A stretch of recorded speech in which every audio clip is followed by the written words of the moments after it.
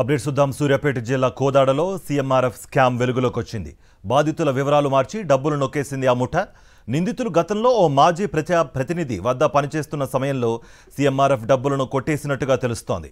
2020 నుంచి అక్రమాలు సాగుతున్నట్టుగా గుర్తించారు. సీఎంఆర్ఎఫ్ అప్లై చేసుకున్న వారిని కాదని ఇంటి పేరును పోలి ఉన్న వ్యక్తుల అకౌంట్కు డబ్బులు ట్రాన్స్ఫర్ చేశారు. ముఠాకు గతంలో సెక్రటరియట్లో పనిచేసిన ఓ ఉద్యోగి సహకరించినట్లుగా సమాచారం.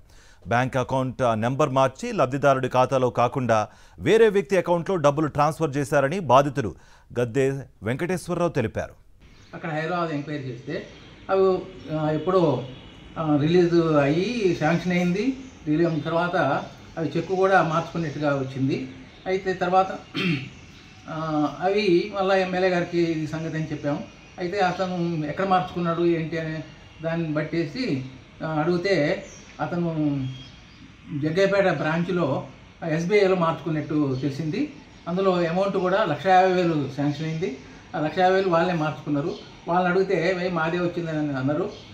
తర్వాత అడిగితే మరి మేము ఒక్కలం కాదు, 4-5 ఉన్నాం అని చెప్పారు వాళ్ళు. దాంతో వాళ్ళు మా మాట వినకపోతే మేము పోలీస్ స్టేషన్లోకి వెళ్ళి కేసు పెట్టాము.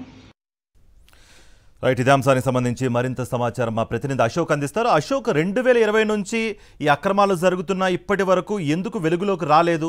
సంబంధిత అధికారులు ఏం చెప్తున్నారు?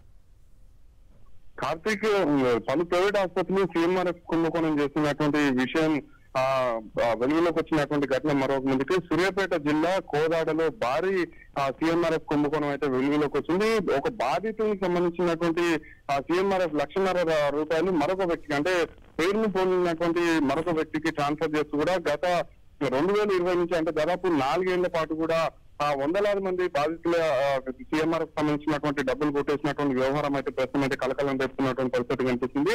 సూర్యాపేట జిల్లా నడిగూడెం చెందినటువంటి గద్దె వెంకటేశ్వరరావుకి ఆట ఆపరేషన్ 2022లో జరిగినటువంటి క్రమంలోనే సీఎం సహాయ నిధి కోసం అప్లై చేస్తున్నటువంటి వెంకటేశ్వరరావుకి రావాల్సినటువంటి డబ్బుల్ని ఇది గడ్డం వెంకటేశ్వరరావు, అంటే జగ్గయ్యపేటకు సంబంధించినటువంటి గడ్డం వెంకటేశ్వరరావు అనే ఒక వ్యక్తి ఆ అకౌంట్ కి డబ్బులు ట్రాన్స్ఫర్ చేసి ఆ తర్వాత డ్రా చేసుకొని వాటాలు వేసుకొని పంచుకున్నటువంటి ఆ విషయం అయితే ప్రస్తుతం అయితే కలకలం తెస్తుంది. ఈ మొత్తం ముఠాలో 7 ఉన్నారు. 7లో ప్రధాన నిందితుడు గతంలో ఒక ప్రజాప్రతినిధి వద్ద పనిచేసినటువంటి పిఏ కాగా అదే పార్టీకి సంబంధించినటువంటి మునగాల మండలం నారాయణపూర్కు చెందినటువంటి మరొక వ్యక్తి ఉన్నారు.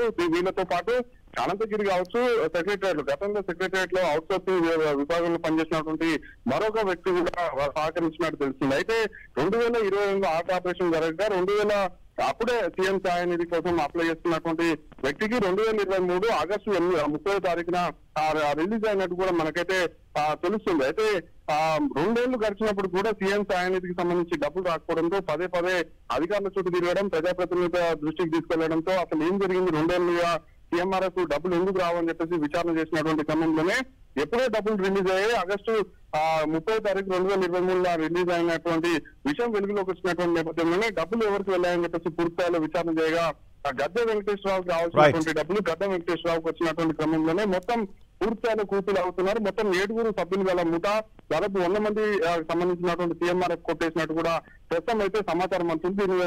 దీనిపై పూర్తిస్థాయిలో విచారణ జరుగుతుంది. Karthik. Right Ashok, thank you for the update.